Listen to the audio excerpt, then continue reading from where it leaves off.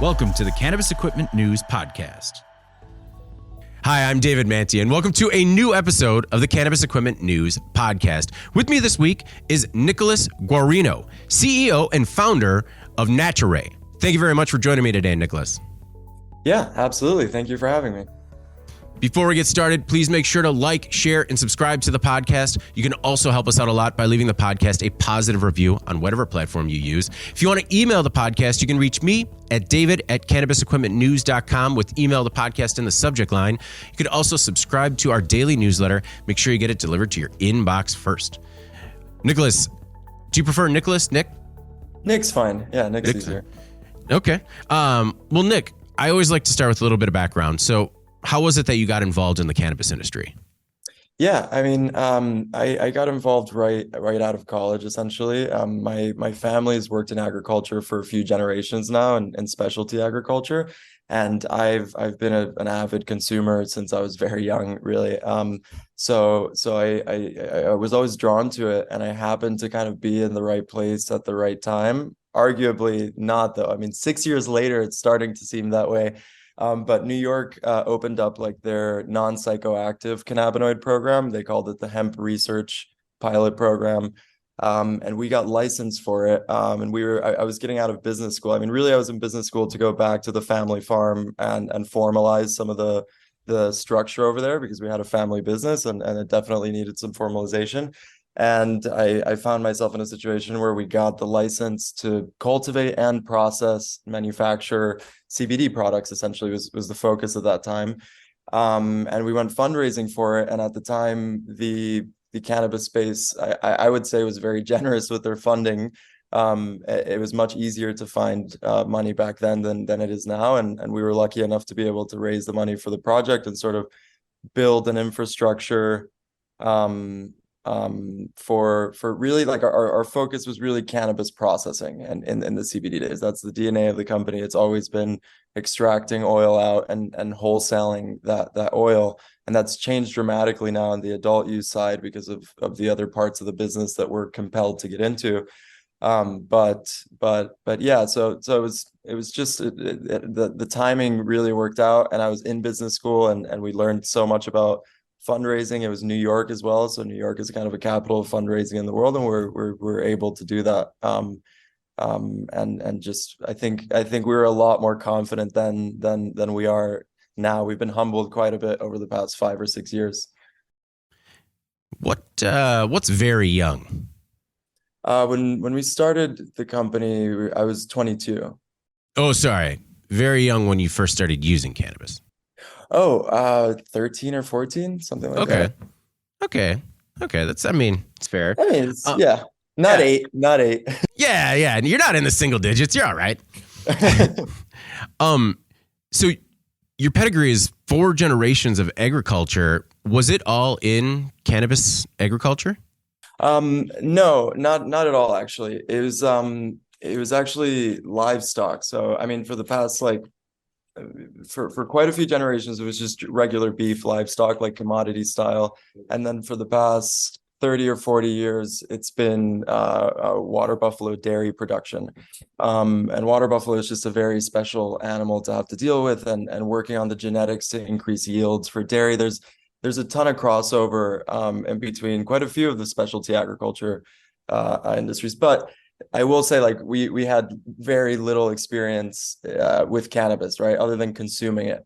And so we, at that time, what we did was just start reaching out to companies in legal states. And really back then it was like Oregon and California and Colorado that we could reach out to.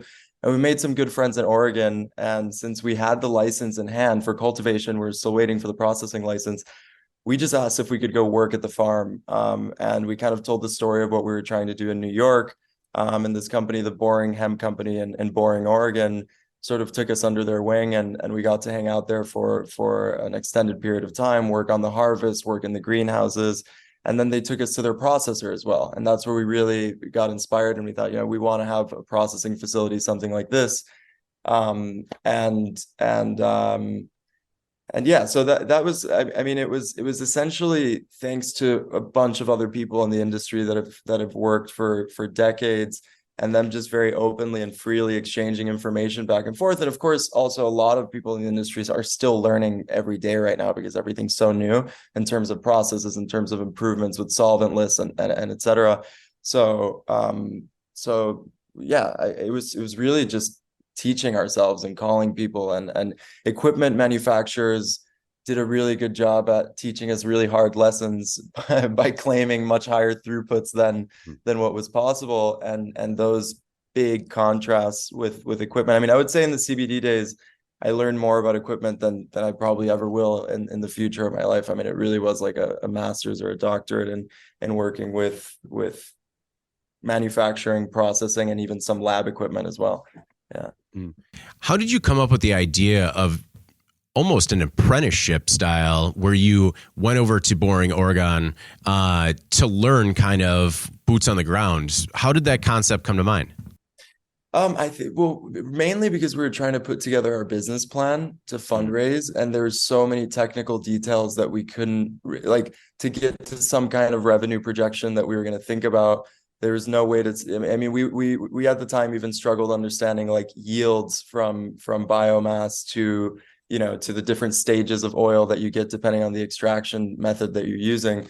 So there is a lot of very low hanging fruit and basic stuff that we just needed to see either by working the actual process or by being lucky enough to have people that just wanted to talk on the phone with us for 30 minutes or 40 minutes and just school us on what they knew, Okay. What were some of the missteps that you had along the way on the CBD side when it came to equipment? So with CBD, I would say the number one and most important one, which translates then interestingly into adult use, was we decided to go with CO2 extraction for CBD distillate because not a lot of people understood anything about how the CBD market was going to develop at that point. And our logic behind it really was we're gonna focus on quality. I've tried ethanol extracted distillate and I've tried CO2 extracted distillate, and there's the flavor is better, right? Like there's a sort of very rancid kind of taste that I've found in ethanol extracted distillate. So we're going to focus on quality, and it was a terrible bet because the throughput's much lower. The equipment, the capex is much higher. I mean, it was like a $800,000 piece of equipment to extract basically 1/5 at best, 1/5 of what an ethanol rig could do. That costs also 1/5 of that, to about $200,000 or $150,000. So, but our bet was on quality, and we got some customers that swore by our distillate, and they kind of kept us running, at least paying, even if not paying ourselves, like paying some bills during the very tough years of CBD, where they said, we'll only take these guys distillate and we'll pay a premium for it. But the vast majority of the market, let's say like 99% of the market, had no interest in the quality of distillate at all in CBD because the game was about isolate. So most of the buyers of distillate were further processors that were going to create isolate with it. And to them, the game was just how many milligrams of THC is in your oil, because in the end, I'm creating this 99% purified powder. It doesn't matter. And nothing pro or against that. I think isolate has its place in the market, but that's just how it turned out. And so trying to charge a premium, there was no one in the industry that was paying premiums for oil. There was such a massive supply that price just went down. So getting a CO2 machine back then, definitely a mistake. We struggled for 5 years with it. Now in the adult use side, we're very happy that we have it. I think if I could have gone back though, I would have had an ethanol machine, made money in CBD, and then maybe switched over if I would have had a crystal ball. And then I think another very big mistake that you can almost extend to equipment, but its infrastructure, was a very big greenhouse that we built that we spent almost $500,000 on. And that was, we actually ended up selling that property already in 2021, thankfully, but it had a lot of technical issues with the local climate here for cultivating inside of a greenhouse. It used a massive cooling tunnel that created a lot of humidity, and New York is already a very humid climate. So that it was rendered useless essentially, outside of just for seedling production, for the clone or seedling production. That was a tough one. I mean, and then smaller ones in processing, I have many. I mean, we've purchased three-stage filtration, bag filtration devices that didn't work with our CO2 oil because it was too thick. As we speak right now, we're testing a membrane filtration machine to do filtration at a much finer level to get higher quality distillate out. And we've been struggling with that now for about 6 weeks. We just want to we want to be able to consistently yield above 90% THC distillate. And that's only made possible if you can get into the 0.001 microns. If you're not removing the sugars and a bunch of other things that are in there, your distillate quality is not going to go up. So I don't know if that one's a mistake yet. Okay. We're going to find out. Well, Yeah. Then there's been other pieces of, sorry, go ahead. No. There's been other pieces. Go ahead. No, there's been other pieces of equipment that have been fantastic. You know, like we got an ATG vape filler, and that machine does more than what they even told us that it would do. We're looking at bringing in a leafy pack bag filler, which is just a weigh head for edibles and vape bagging automatically. It's a shout out Leafy Pack. It's a cool company. That looks so. I think more and more as you get into the manufacturing equipment, you can get more accurate information from your suppliers, and they tend to be more established suppliers. But when you go back one step into the post-processing or raw extraction of the biomass, whether it be frozen or dry biomass, there's just a lot more room for mistake. There's a lot of options, and most of them don't work, basically. Yeah. When you made the choice for CO2 extraction in the CBD market, were you too pot committed to make a switch or bring ethanol in, or why did you decide to stay the course? I would say primarily financial reasons. Like we had an initial raise and the market tanked, and then it was very difficult to attempt to raise for a market where, like, on a month by month basis, the price of the commodity was going down. So we had many plans presented, and we brought to the board a lot of things like, look, we can sell this CO2 machine that we got for 800 for 250 with the right client, and we can bring in ethanol, and we can at least pump volume. But I think in hindsight, it would have probably still been a mistake, because the pricing got to a point where our facility, our infrastructure here, wouldn't be able to compete with some of the extractors in Colorado, especially Colorado. I mean, California as well, but especially Colorado, in the CBD game. I mean, there's some facilities out there that have gotten to a point that they're almost like refineries. You know, I mean, they're producing 1,000 kilograms a day, and then the question there becomes, like, who can possibly consume that, right? And so it's over. I keep thinking there's going to be a point where, like, okay, finally this break happens in hemp, and price starts to recover because enough companies go out of business. But it is like a slow death over there. I mean, it's a tough market. Is that the reason that it seems like you've been experimenting with different types of equipment now that adult use is in play?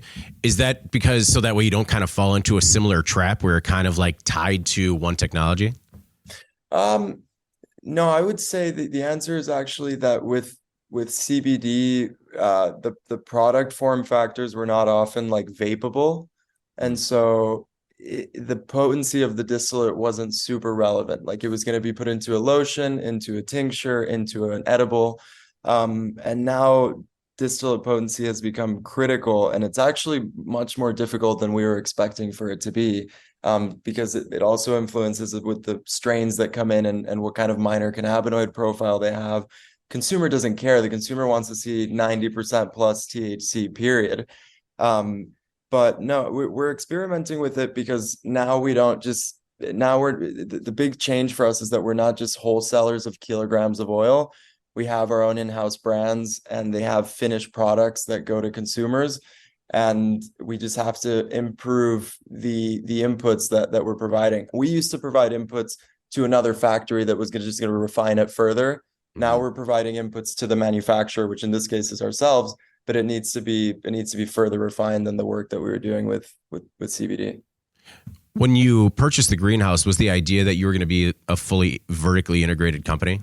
Yeah, that was from the beginning with CBD. It was we were going to be fully vertically integrated, and we even had our own in-house brand there as well. But obviously, with the volume of production that we had, we just had to go into the wholesale market. And then it was a year and a half or two in, we realized the wholesale market was the only place to have sort of a steady revenue stream coming there. So we really went deep into that, and then with adult use coming online, we had to stop again. Look at okay for all the scale that we have big solvent recovery machines. We have a lot of big equipment, and we looked at the New York adult use market where, you know, rather than selling a kilo for $50, you can commercialize a kilo for $25,000 or $30,000.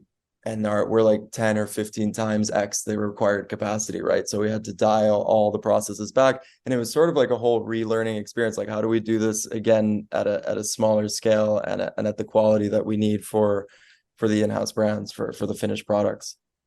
Are you all adult use now, or do you still do work in CBD? We're 99.9% adult use now. I mean, we have some products in the adult use in our portfolio that have CBD, like one-to-ones. So we still will extract with one of the farms that we've been working with for years. We'll extract a bit of oil to have like on reserve, but we don't trade CBD, or we don't produce it to sell it. We're just it's a very tough market. Yeah. What was that transition like internally as New York came online and you made that decision where all of a sudden so much more money was sort of on the table? Initially it was very, very exciting for sure. I mean, by the, let's say when that moment was coming at the company, we had stopped, we had to let go of all of our staff and team members. And it was really just 4 partners, physically at the office every day, running the equipment because we wanted to keep our split contracts that we had committed to. So we were running the equipment, doing all the extraction, and, you know, working 14-hour days every single day, Saturday, Sunday, all of it. And so when that came, it was incredibly exciting because we also had kept the relationships with our farms, and we knew that they were going to get their license, and it was all kind of going to come together.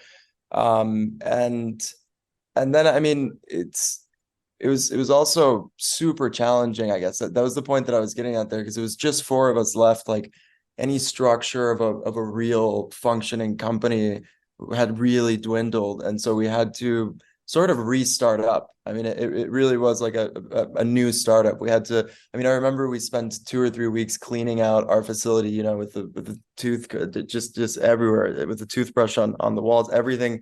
We cleaned it up. We painted the walls. We sort of were like, okay, this is going to be a new start.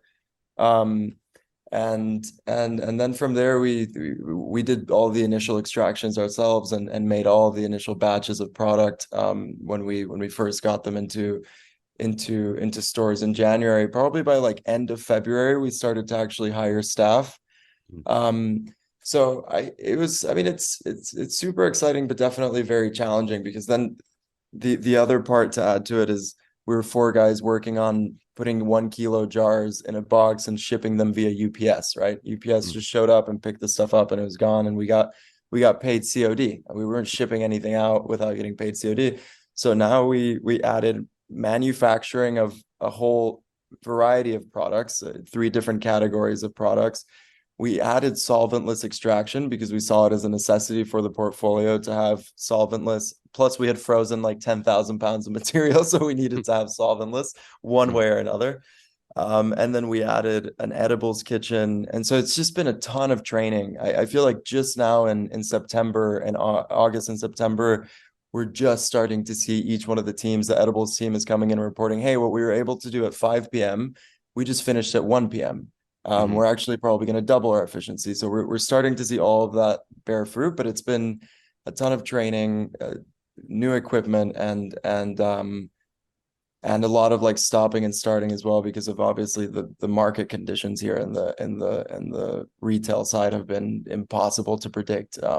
So I mean, yeah, it's a whole new startup, super exciting, and with a bunch of baggage that we were carrying, but I think it was very exciting. When was that restart? That was September of last year? For us, it was November. That's another Okay. big challenge. Our documents got like lost by the OCM for our licensing, and we had to just drill them until finally in November we were one of the last processing license. Even though we were one of the first CBD, we were one of the last like adult use processing licenses, or 28 out of 40. But yeah, we got that in November of 22 officially, right? Like we spent all of 2022 though. This is another relevant part to the startup story, uh, because a lot of West Coast companies wanted to do licensing deals here in New York and get into the market. We spent that whole year visiting all of those facilities, looking at their products and thinking about like what portfolio would we build with an in-house brand. And unfortunately, a bunch of those deals just didn't come to fruition because both sides just couldn't come to agreement at the end. But it was all of 2022 preparing, and then in November we got the license. Okay. How would you describe the current state of cannabis in New York? Um, I would say it's I guess disastrous. You know, it's not doing well now, especially for the all of the current licensees. I mean, when you ask that question, I hesitate a little bit because we just sort of got a reset yesterday where the OCM said on October 4th, we're going to release new licensing across the board. There shouldn't be any more lawsuits that slow this down. And we're maybe going to get some retail licensees that come in with some funding, which means they can be a little bit faster to market. Um, I think the easiest way to answer that is, you know, like Missouri is doing 100 to 120 million dollars a month in sales. Maine is doing 80 million, 100 million. You have all these states much smaller, like a fourth of the population, doing 10 or 20 times the sales that New York is doing. So it's in a very distressed state, and most of the operators that made a lot of bets were coming out of that same place that we were at, four people just trying to make it work with a ton of debt already from CBD. And then there's going to be a bunch of people that don't survive or that have already told me I didn't plant this season because there's no point, there's nothing to do, or even worse, I did and now there's an injunction. And I have nobody to contract my material. I mean, we've had to reduce our material contracting by like 80%. We had 8 farms and now we've got 2, and one of those are cultivation license anyway. So yeah, it's tough. I mean, it's a massive market. There's a ton of opportunity. I think there were the best of intentions by all sides, but it was botched pretty badly. Yeah. Are you going to be able to make it through this sort of disaster patch? And do you see kind of like greener pastures ahead? It depends on how long it takes. Like we need 50 stores to be open. In our personal case, we need 50 stores to be open to really have critical mass with our brands and reach profitability. So if it takes more than 6 months, you know, I'm gonna do everything I can, obviously, and look in every direction, and hopefully I do come up with something. But if it takes more than 6 months, it's gonna be very tough for us, and it's gonna be very tough for a lot of people in the industry for sure. Um, to get to that 50 store count. I mean, they really need to open at least another 30, 40 stores by like January, February of 24, or you know, I don't know what's gonna happen. I mean, they're just going to keep, I mean, nothing magical is going to happen. They're just going to keep losing the original guys that made all the bets right now, and new guys will come in and replace them, because to your second part of your question, it's a massive market and there are greener pastures ahead. I mean, it is a very big market. I think it's a market that has more tendencies towards wanting to buy in the legal side, with the population. You can see that by how many people travel to Massachusetts, hour and a half, at least in all of the upstate and western region, to get their weed. So I think it has massive potential, and I think there will be greener pastures ahead. It's just like who can navigate and find the right investors without having to let go of their entire company, if there are any investors, because again, right now that's very tough with cannabis. A lot of people have been burnt with it. So yeah, but there will be greener pastures ahead for somebody. I don't know if, I mean, for some people. Yeah. Is part of the problem or part of the equation sort of a lack of regulation around the illicit market or non-licensed businesses? It's part of it for sure. It's part of it, and It's part of it, but it would be easier to have that conversation if we had like 100 stores and every geographic location in the state had access to buy legal. Since we're so far from that, and some of the key areas like Long Island, Brooklyn, just have zero legal stores. It's sort of like it could be a problem. I think New York is a very strong enforcement state. I personally, in the past, have used a lot of the unlicensed stores before we had legal stores, and I go back to them to buy my nicotine vapes. And flavors are banned here in New York. But fuck it, there's always people that are gonna have it somewhere. So I have frequent interactions with these shops that sell this stuff. And I have noticed, like in all of the surrounding areas of any kind of dispensary, let's say I'm on a distribution run and I run out to go get my vape, I'll go in and I'm noticing that none of them have even Delta 8 products anymore. They don't carry any psychoactive products because they're coming in and they're getting fined very heavily. So I genuinely have confidence that with a combination of accessibility and the enforcement and laws that are already going on, it's going to be a matter of time for New York. There's just not the same legacy culture that California has. Like people here just want convenience, safe products. They don't, and on time as well. Like so yeah, that's my thought. I think it's going to be less of a challenge in New York once we have stores. So you have a GMP certified facility in Hoosick Falls. Was it GMP certified previously, or was that part of the reset? It was actually. We at some point in CBD, we were making an effort to do exporting of distillate to Brazil, and Anvisa, which is like the FDA for Brazil, required you to have GMP, and you had to have GMP by NSF, the National Sanitation Foundation, which is kind of like one of the hardest certifiers to go through for an audit, or auditors, excuse me.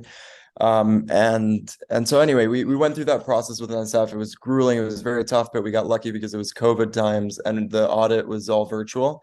So I think we were able to learn a bunch during that audit and still pass it, because I guess the context there is New York made it a requirement to have GMP in hemp days already. You already had to have GMP during the last 2 years of hemp, and people who didn't have GMP with hemp weren't qualified to even get adult use in the first place. Like you had to have it by a certain time, blah blah blah.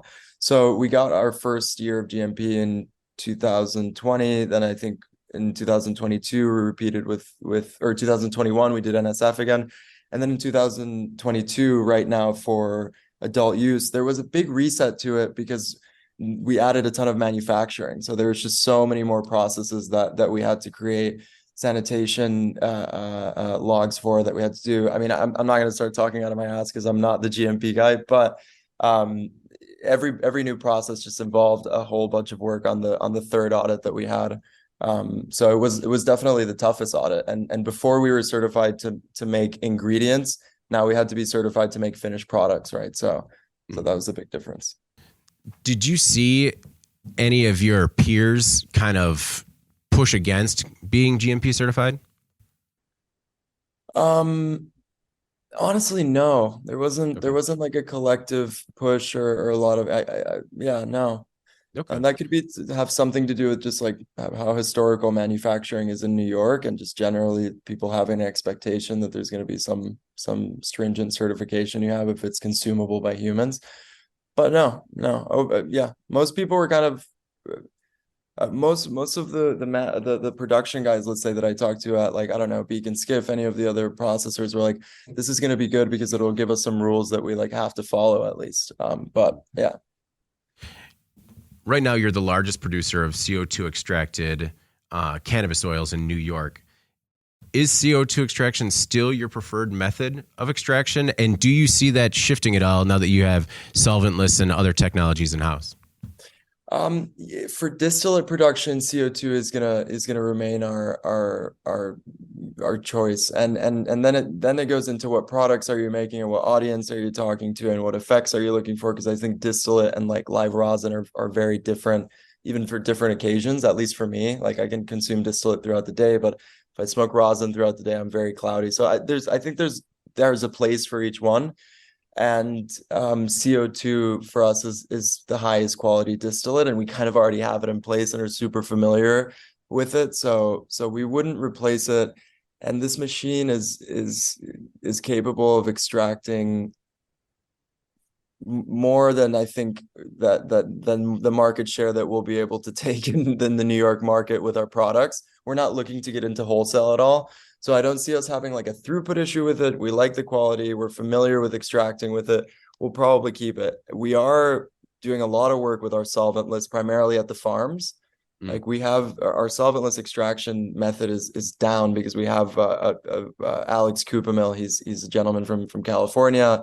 He founded Critical Concentrates, and he's been working in hydrocarbon and solventless just for years and years, since like 2005.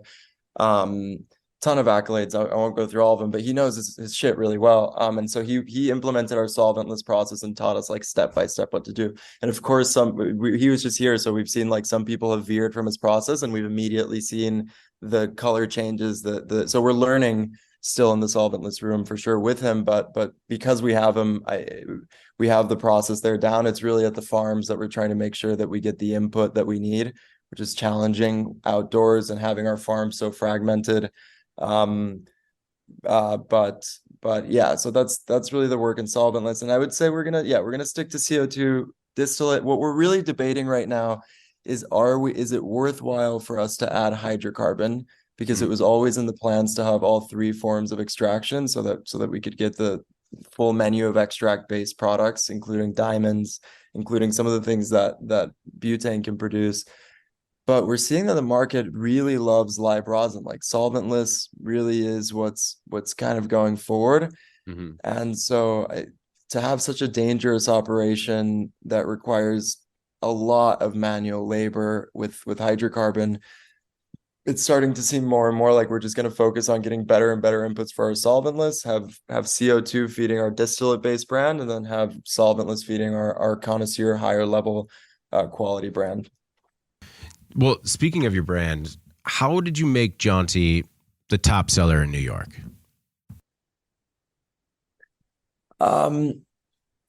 It's a combination of three things. I mean, I would say number one, at the dispensary level, who's our first tier of client, we've been incredibly flexible with our delivery and distribution. And we guarantee right now next day delivery anywhere in the state. And so I think the stores know that if anything's getting close to running out of stock, that we're just a phone call away, and we're happy to make the delivery very, very quickly. That has been massive for sure. We came in with very competitive pricing because we structured our product to have a margin. And to your point earlier about the unlicensed market, to be as close to the unlicensed market as we could be. Like Jaunty, especially, which was started with our vapes, it's a form factor that I consume, and I know that if I had to pay $100 for a 1 gram vape, I just wouldn't be able to afford my consumption habit. So form factor comes into it, and the competitiveness and price that we came out with it. And then finally, like it's a CO2 distillate product, like it's a high quality product. So I think in the Reddit forums, it was actually funny. Like you would see people saying like, how is the CO2 extracted distillate the cheapest product in the market right now, or the lowest priced product in the market right now? It must be that CO2 is just low quality, right? Like if the consumer doesn't know, their perception is just, and then they would taste it and they'd say like, I don't know what these guys are doing, but like, this is great, or like, so yeah, you have the right price and you have high quality, it's going to be a popular product, especially against the backdrop of no offense to anyone, everybody's had their own models, but against the backdrop of very expensive other products all throughout there. And finally, the third thing is the brand and the marketing. I mean, I think it's great. I think we just launched a V2. I think that the colors are super attractive. I think it resonates with people with the flavor that they're looking for. It's a fun brand, and it draws attention in the stores. So yeah, the marketing push and really making sure that we're well displayed in stores has also obviously played a factor. And yeah, I think those three things pretty much cover it. Where did the marketing acumen come from? Christian Malika. So he's our chief revenue officer and partner in the company as well now. And he was with us from about end of 2021. So this is his second year that he's been with the company. He came from wine and spirits. but just like a super, super creative guy. And he was in wine and spirits. Then he worked in cannabis in California for like 4 years or 3 or 4 years, something like that. And then he came back and was working with us.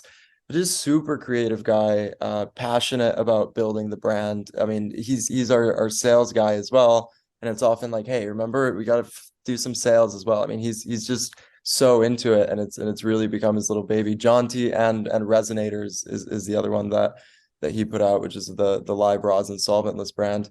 And also like speed, like we were also very quick with it. We were happy enough with a version 1, but always knowing that like a version 2 is coming in 3 months, and a version 3 will come in hopefully 5 or 6 months, and a version 4. I don't know if I can take the liberty to pull this up, but you can see up here already like a version 1 at the top, and a version 2 with quite a few improvements. And that version 2 is finished like in June, and we were just able to release it, and we already have the version 3 ready to go. So it's I think it's a bunch of iteration. Like you just have to throw it at the wall, make it good enough to go out there, and then instantly be itching to think like what else could we improve on it. And that's, everything from getting inspiration from a bunch of other brands that are out there that already have massive marketing budgets to iterating internally between everybody and just saying, no, I don't like this, or I disagree, blah blah blah blah. Well, to create a high-end product, you need high-end input materials. And I've heard you mention them a couple of times regarding your relationships with farms and the materials that you're bringing in-house. What is that vetting process like, and how do you maintain that consistent level of quality? For the inputs, I would say we're just developing the vetting process this year. Like last year, it was really, we were working with all of the farms that we had already spent years working with in CBD, and we got very different inputs, let's say, from all 8 of those farms, in very different qualities. And we've now had to hone in and focus this year. But the most critical part to the process of ensuring those inputs is having really good reference with the genetics, right?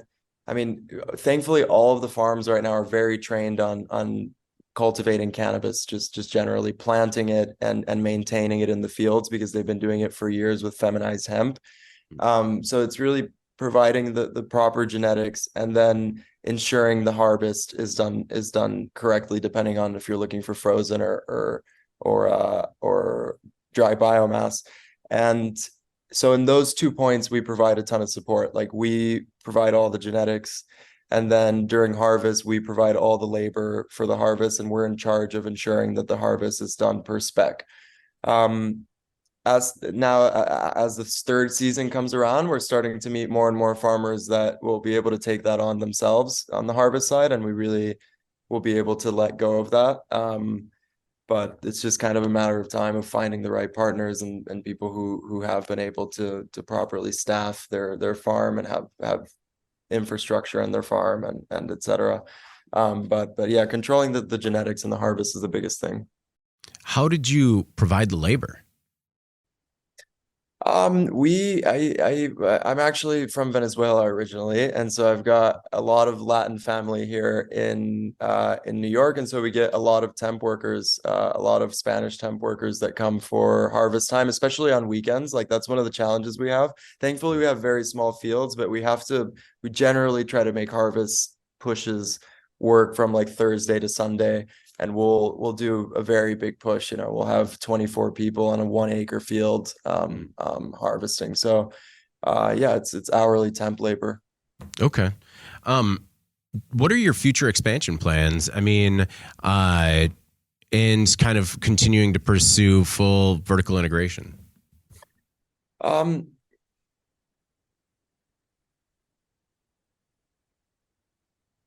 would say so. We really, I think the way that we're going to be able to stay competitive is staying focused only on the extract-based products that we can pull from outdoor cultivation, which is low-cost cultivation, and stay away from like the other 50% of the market, right? The pre-rolls and the smokable flower. And so right now, like with the facility that we own outright, we have a potential in extract-based products to make 50 to 60 million dollars a year in wholesale sales of product. So I guess the answer is like I need New York to expand first, Okay. and then when we start hitting those numbers, those are very big numbers to us. I mean, we've not been close to that yet as a company. So when we start getting closer to those numbers, the expansion is going to be focused first on our edibles kitchen, which needs to have more flexibility, or have more space so we can add more flavors, have more capacity. And then maybe hydrocarbon. That's what I'm saying that we're still kind of going back and forth on. But on like distillate and hash and rosin production, we have a lot of runway. And on vapes and tinctures, we have a lot of runway.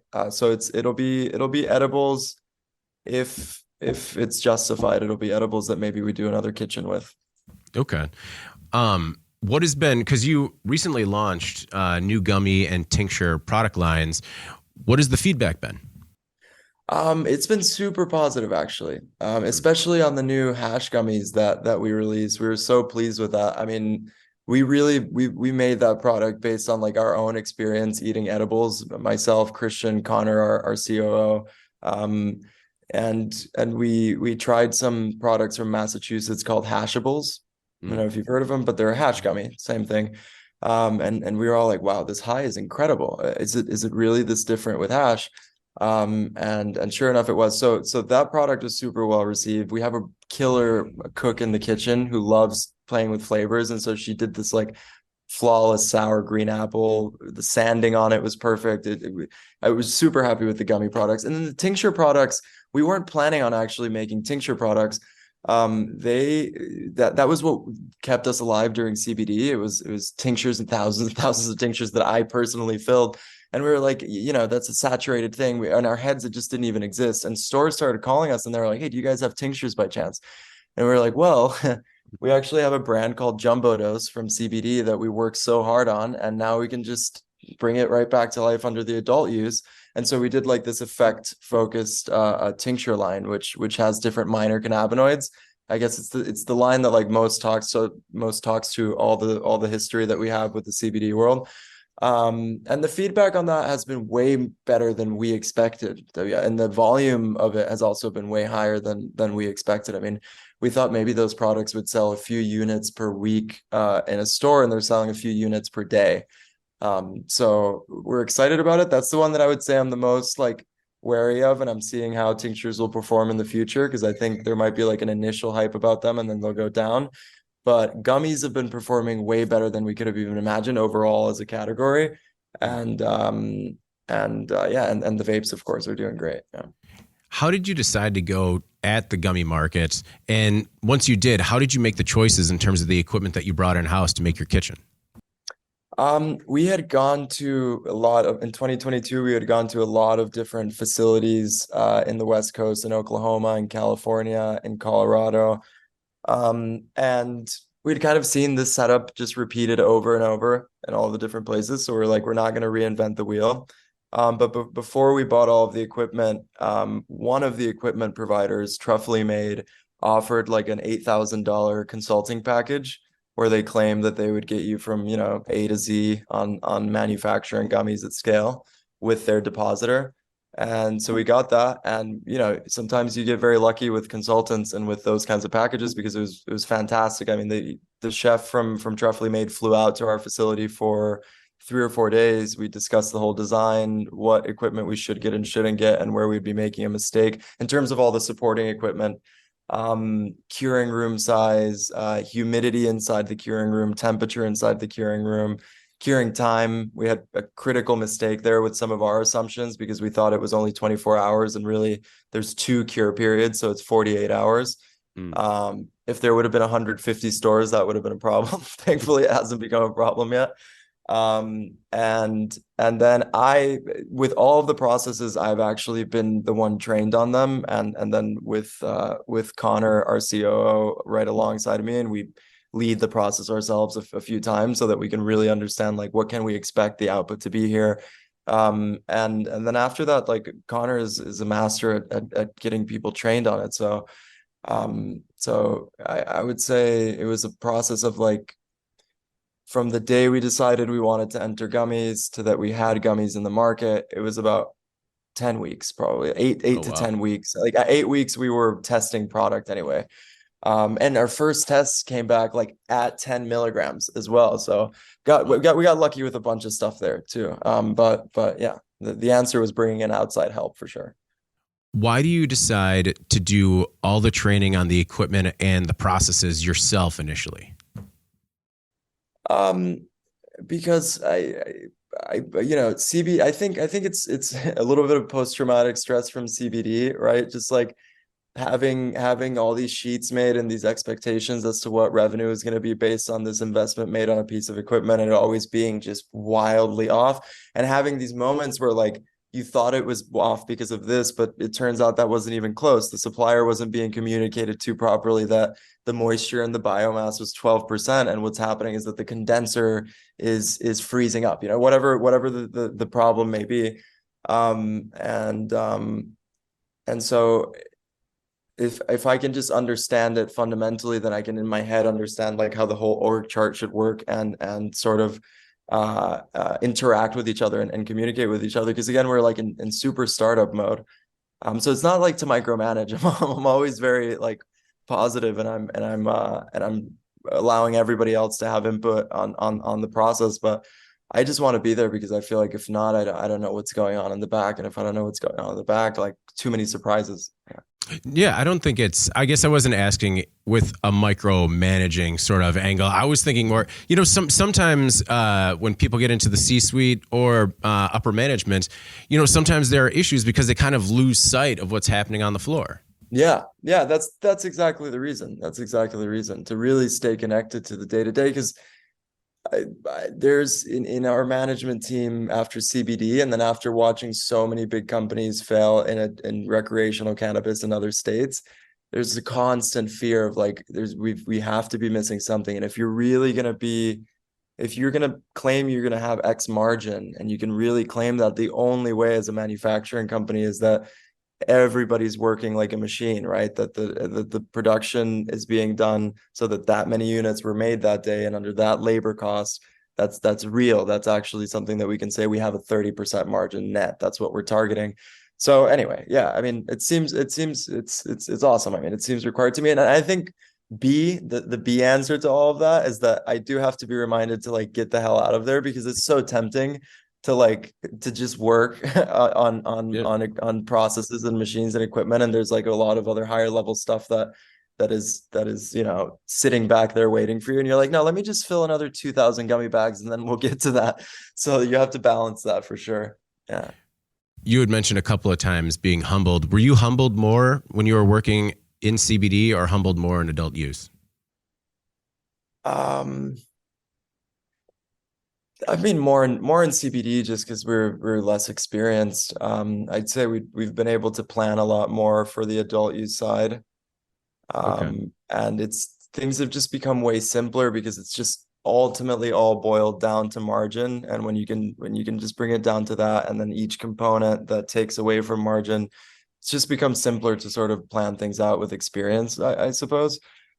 But we're still getting humbled here then, like on the marketing side, like on the new businesses that we had to take on. Like, sure, we can do well in cultivation and extraction and manufacturing even, but with the marketing and sales, yeah, we're getting humbled. So to that question, I don't know, just getting humbled in different places just as much, because you go into some store and you see a brand that put in a beautiful display and you're like, holy shit, we're nowhere near that. Like, we're going to Yeah. need to up our level on our displays. We're going to need to, so on the sales front, and then I hope I start to get humbled on the distribution front. Like, so far it's been very easy. And we have very good plans for it up to like 200 stores, but distribution and sales or distribution and marketing are going to be the two places where, we have work to do.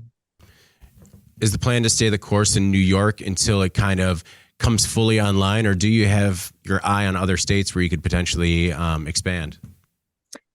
No, definitely. Like, have you read about like True Leave and like them going super deep into Florida? And we Yeah. like that model of True Leave, and then we want to steal the model from DTI of like the nice house of brands that they have, right? Mm-hmm. So definitely go very, very deep into New York. I think it's such a massive market and there's infinite amounts of works to be done, and we don't have such a big team. So we can't spread ourselves into other states for a long time. I mean, suppose if somebody came and was like, wow, Jaunty is so beautiful, I just want to give it shelf space in California, and here we'll pay you a royalty. Like I'd look at the deal, but like we're not gonna go and actively try to expand the brand to a bunch of states.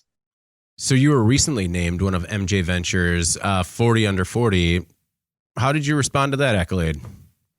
I thought it was very generous, honestly. I don't think, I don't know. I mean, I don't know how I should respond to it. I don't know if I should be very positive or like kind of how I feel, but I thought it was very nice to see up there, and it was great to see the recognition. And then at the same time, I feel like we have a ton of work to do still before that feels real. So maybe a bit of like imposter syndrome there with that one. But I mean, it's definitely nice. It's definitely nice. At any point, did you wish you were back in the water buffalo milk game? Actually quite often. Not back in it, but I want to get back in it one day. I feel like this industry has been so challenging, and from so many different angles, regulatory, pricing, et cetera, all the different parts that we have to cover as well, that one day I would like to have a simpler business where it's just like, this can go to any store and I can just knock the door and be like, hey, you want my high quality cheese? You know what I mean? I mean, I think about it for sure. I don't know that, but I don't know that will be possible. We'll see how long it takes in New York and how that business is doing in the future. And yeah, we'll see. Does your family see you as like a pioneer in a new agricultural space? Yeah, I guess a little bit, and especially because it's cannabis, they think it's very interesting and it's very cool, right? And they're always sharing articles around and stuff. I mean, I think so. I think there's like and my cousin who works with me here, who's my older cousin, he's our distribution manager, is always telling me that like younger cousins, since he was the one that everyone looked up to, are calling and are like, hey, what is that business actually going the way that it seems that it's going, and blah blah blah, is that real? And it's like, yep, it really is. We really we really did it after 5 or 6 years or whatever.